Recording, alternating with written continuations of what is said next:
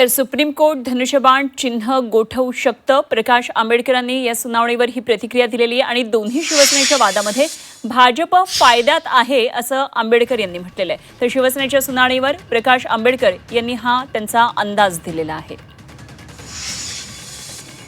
Supreme कोर्टामध्ये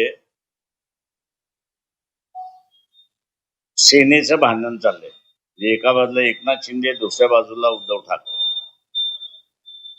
आणि मधात जे आहे ते अमित शहा बसलाय अशी परिस्थिती आहे.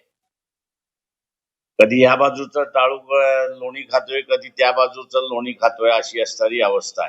आत्ताची अवस्था अशी दिसते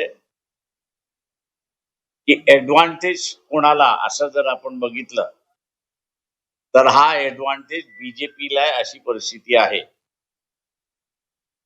तो ऍडव्हान्टेज असा आहे की आता हा सिम्बॉल फ्रीज होईल असं दिसतंय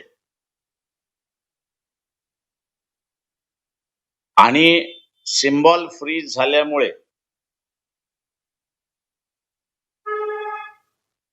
दोघंही शिवसेनेला एकमेकांच्या विरोधात लढावं लागेल अशी परिस्थिती आहे.